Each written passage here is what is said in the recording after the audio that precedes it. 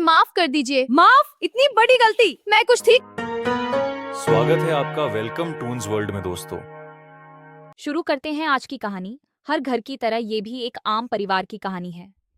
इस घर में शर्मा जी अपनी पत्नी, बेटे और बहू के साथ रहते हैं। सुबह का नाश्ता सब साथ बैठकर करते और शर्मा जी बहुत ही सुलझे हुए इंसान हैं। नई बहू नेहा को अभी घर में घुलने में समय लगेगा। बहू सरस्वती देवी को छोटा सा उपहार देती है और सास फॉर्मेलिटी सी दिखाती है, गिफ्ट को एक्सेप्ट करती है, लेकिन साथ होते हुए भी दिल अब भी दूर थे। और नेहा सबको खुश करने के लिए रोजाना सबका पसंदीदा पकवान बनाती।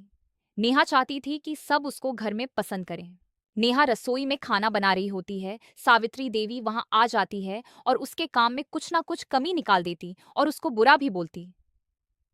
अगले दिन सावित्री देवी नेहा को खूब फटकार लगाती है।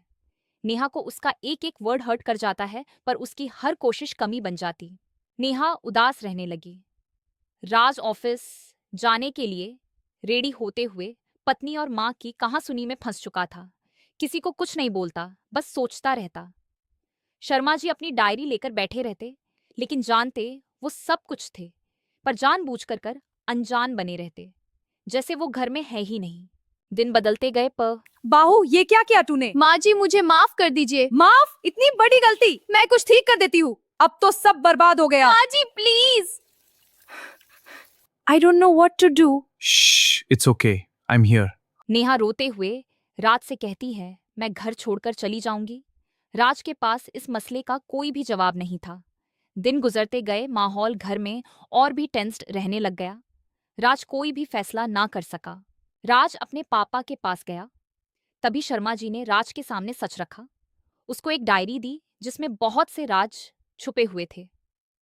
एक ऐसा सच जिसे कोई भी नहीं जानता था। राज सच जानकर रोने लगा। उस डायरी में उसकी माँ की कहानी थी, कैसे उसकी सास ने उसके साथ बुरा किया। पर जैसे जैसे समय बीतता गया, गायत्री देवी भी अपनी सास की तरह बन गई, जबकि वो चाहती थी कि वो अच्छी सास बनेगी और बहू को तंग नहीं करेगी। नेहा को जब सच्चाई का पता चला तो वो खुद आंसू बहाने लगी और सोचने लगी, सासू माँ ने बहुत बुरा समय खुद पर झेला है, इसीलिए वो कठोर बन गई हैं। नेहा अपनी सास को कहती है, मैं आपकी बहू नहीं बेटी हूँ, आप अपनी पुरानी यादों को याद करके रोया मत करो, वो आपको और भी सख्त बना देंगी। आप अपना हर दुख मुझे बताया करो। दुख बंटने से मन का बोझ कम होता है। और इतने सालों बाद आज गायत्री देवी को एहसास हुआ वो किस घुटन में जी रही थी। और शर्मा जी के घर में खुशियां वापस लौट आई। दोस्तों, कैसी लगी कहानी कमेंट करके जरूर बताना। मिलते हैं अगली कहानी के साथ। सब्सक्राइब करना मत भूलना।